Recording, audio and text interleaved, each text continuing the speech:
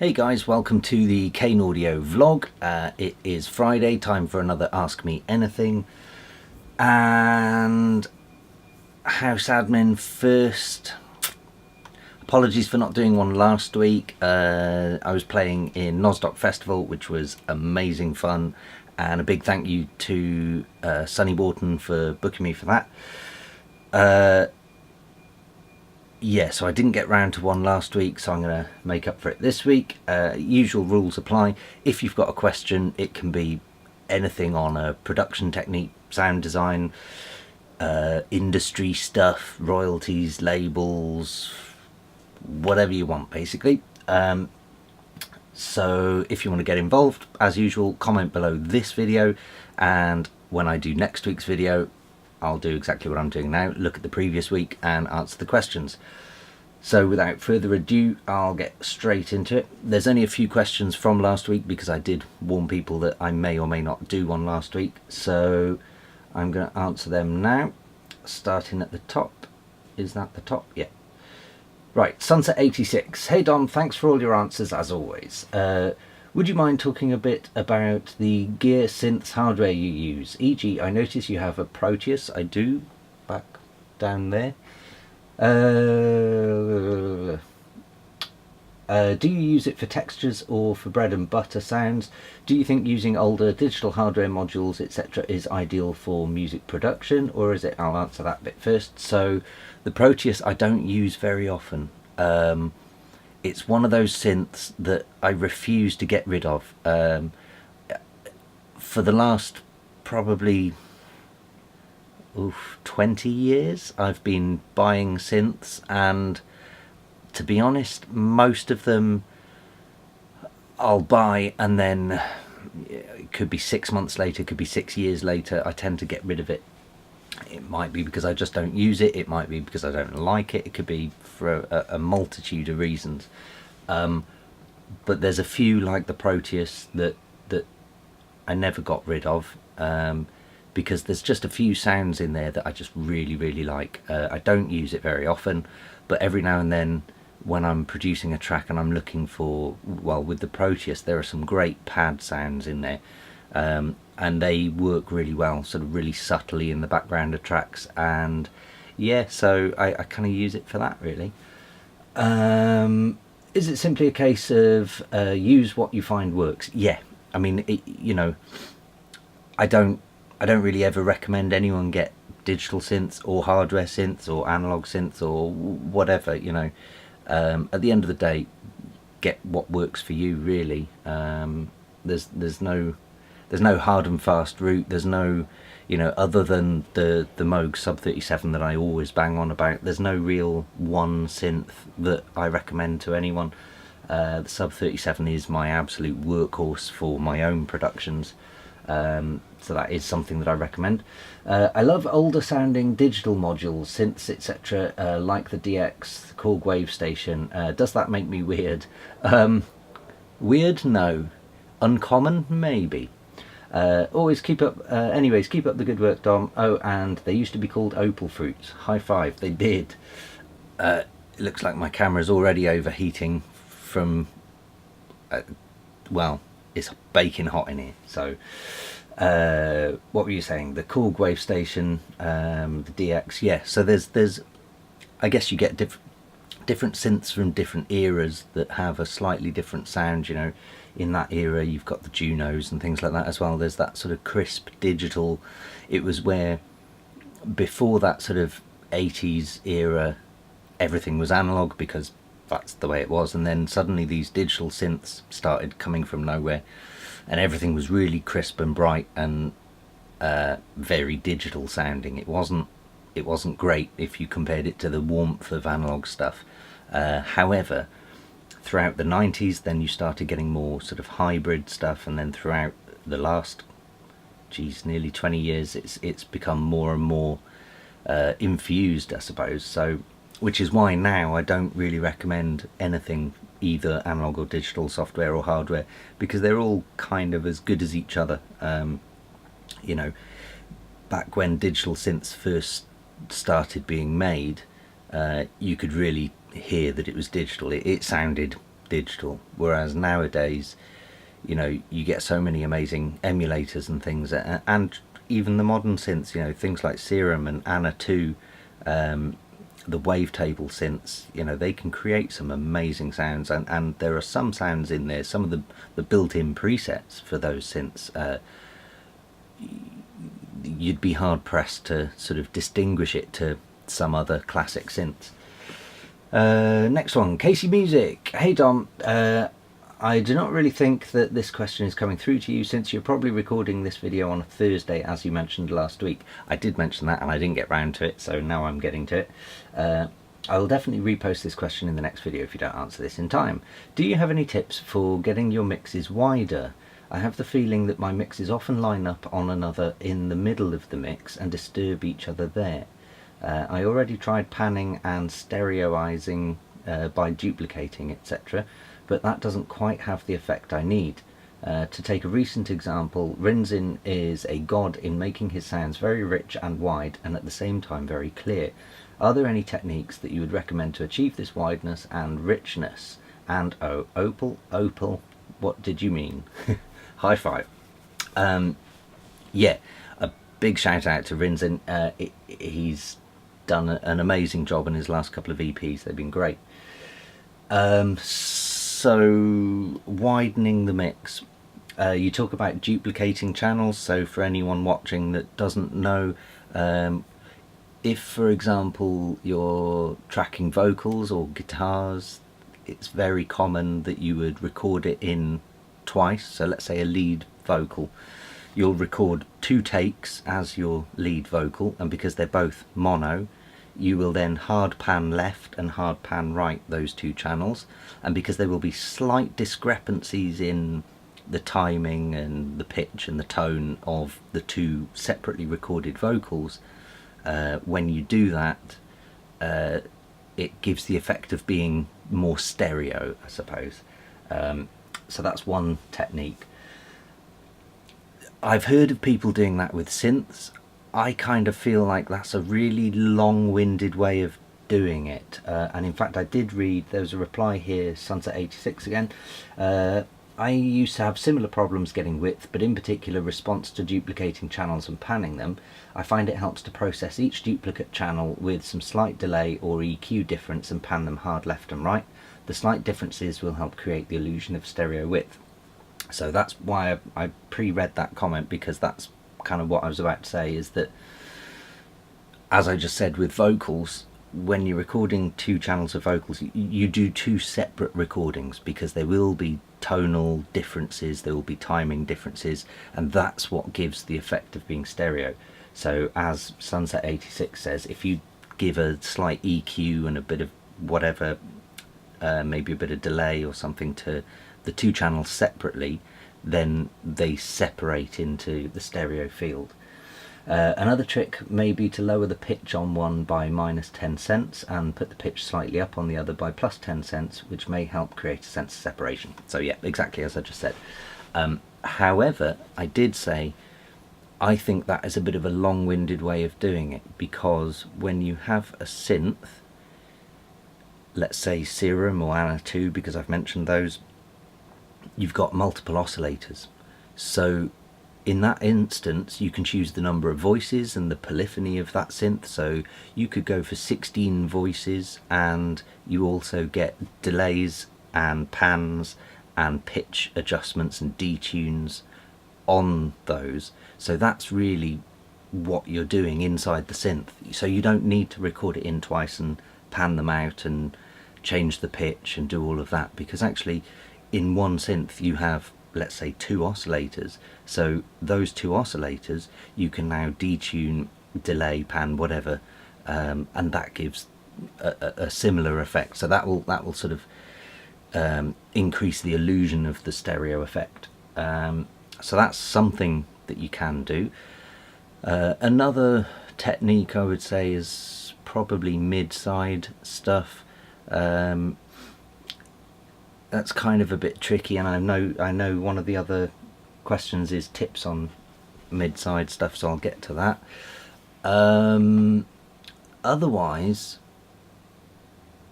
I guess it comes down to picking the right sounds in the first place. So like I say, you know, if you're using something like Serum or Anatu, then you know you do have different effects on the oscillators that can give the stereo width. You could even use a chorus, which is built into both, and in fact they have the what do they call it, something like dimension expander or something. You know, those will give the effect of widening the stereo image. So there's a lot you can do on synths. Vocals I've covered, that's an easy one. Drums, I don't really think your drums should be very stereo, but I guess maybe in the upper frequencies. And this leads me into one of the next comments actually, because going into Midside, I can see Janice or Yanis Lockmelis, nice opals, high five. Keysen question, any tips on Midside EQ and where do you use it most? So I think this is the last question. Yeah, so that moves me on to Midside techniques. Where do you use it most? For me, I tend to only use it when I'm in the mix and master stage. It's only at the very last stages that I'll do it. Two plugins that I highly recommend is Brainworx Digital V2 and Brainworx XL V2, I think. So the Brainworx BX Digital is an equalizer, but it offers you Midside techniques. So you have what looks like two equalizers, and the one on the left is all the mono signals and the one on the right is all the stereo signals, so you can equalize things separately. You also have built into both of those a mono maker, I think it's called, so you could, for example, set everything below say 200 Hertz to be mono, and it will force anything in that frequency range to become mono. And that's why I left this question till there, because previously I mentioned when I would use midside techniques, and you need to be careful with stuff like that, because where this overlaps with the previous question, when it comes to things like bass lines, let's say for example you have a mono sine wave single oscillator bass line, and it's a nice long deep rich bass line. You need to be very careful with that, because you don't want to spread the stereo-ness of it. You don't want to double that up and hard pan left and right. That would be just lethal. And the reason being is most nightclub sound systems, for example, are mono. So if, for example, there's a slight delay between the left and right speakers or somewhere amongst the club sound system, what's going to happen is when the sine wave is at maximum volume, so +1 on one speaker, it might be at minimum on the other speaker, and if those two sound waves hit each other, which they will inevitably somewhere in the club, then they'll cancel each other out. So what you'll find is you have the opposite of a sweet spot for listening. You'll find there's parts of the club or somewhere near the sound system, there'll just be no bass whatsoever. So you have to be very careful of things like that. So the phase of a sine wave is vitally important when it comes to lower frequencies. When it's high frequencies, if they clash, it's not too bad. You can kind of get away with it, because the frequency, the size, the physical size of a sound wave, when you're talking about bass lines, we're talking about a meter in size for a sub bass, and you know, that's a lot of room to clash. Whereas when we're talking about high frequencies like 15 kilohertz, you know, the physical size is so tiny that those spots where the two waves clash and cancel each other out are just so minuscule that it doesn't really affect itself. So when it comes to mid-side techniques, never treat the side of any bass line. You want all your bass, all your kicks, everything to be completely mono. So that's why I recommend things like Brainworx, the BX Digital and the XL. The XL, by the way, is a multiband compressor, but it allows you to treat mid-side at the same time. So you want your bass line to be as mono as possible. You want your kick drums, any sort of low toms, anything below, I say 300 hertz, but definitely anything below 200 and 150, you want it absolutely mono. So in terms of tips for mid-side EQ, another thing you can do is, let's say, go back to the bass line. You've got your sine wave bass line, but let's say you've got loads of distortion and harmonics. There's lots of that sort of sizzly stuff on top of the bass line. If you're using some mid-side techniques on that, then sometimes you could grab the side, which would be the upper frequencies when you're dealing with it. So you'd force the lower frequencies, the fundamental frequencies, to be mono, and then you could spread the upper frequencies so they sort of sizzle and become a bit, I guess, 3D in sound. That can always be a good thing. I know Bitwig has built in a mid-side treatment, so you can drop an effects unit that only affects the side signals, and you can drop an effects unit that only affects the mono signals. So something like a bass line there, you know, you can really start getting creative then, because if you have, say a square wave bass line going through some sort of saturation or something, so it's really sizzly up top, well, even a square wave still has a fundamental frequency, and so long as you keep that mono, you can then kind of go a bit mad on the stereo field. You know, you could put in flangers, phasers, reverb even on a bass line, and that's not something most people would do, because you don't want reverb on a deep boomy sine wave, but you might want reverb on a crispy top end of a square wave. So that way you're only putting reverb on the harmonics of a bass line and not the fundamental frequency of a bass line. So when it comes to playing in a club or even on a mobile phone, it'll still come through nice and crisp, and you'll still hear the bass cutting through those fundamental frequencies, whereas you can still go a bit mad on the upper frequencies. Yeah, so I would say that's probably a few tips to do mid-side stuff. I don't use it too much, to be honest. Like I say, I use it in the mix and the master because I want to make frequencies below, say, 150, 200 hertz. I want them to be mono.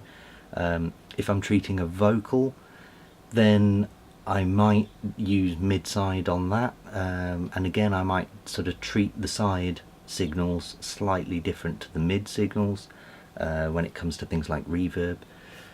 Beyond that, I don't do too much, but I think when you start playing with those, you have to be very careful, and I guess this is my final warning of both of those questions.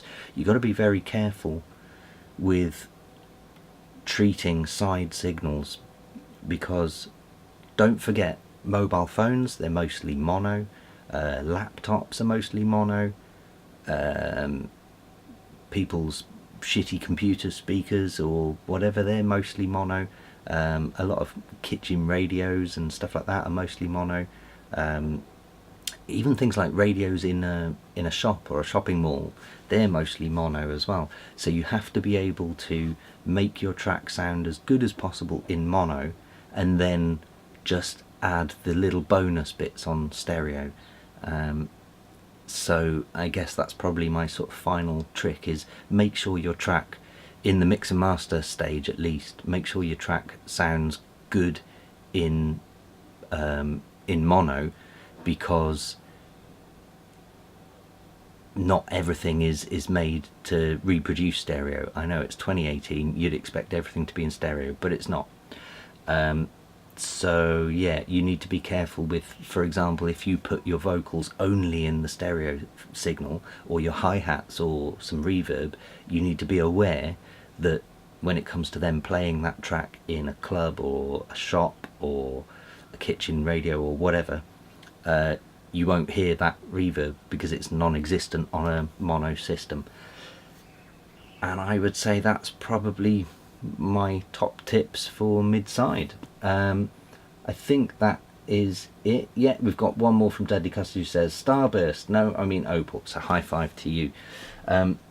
Yeah, I think that's it. Short and sweet. I did think about the other day what I'll probably do is the day before I do these videos, I'm probably going to post something on Twitter and Facebook and see if I can get some questions from there. So I'm going to sort of spread it out and open up to a bit more of a bigger audience. However, for those of you subscribing to this and watching this on YouTube, nothing's going to change. It'll still only be published, you know, the answers will only be on YouTube. So it's pointless me saying that to you, really, because nothing's changing. Yeah, so thanks again for listening, and I will be back again next Friday. Hope you all have a good weekend, and I'll see you next week. Cheers.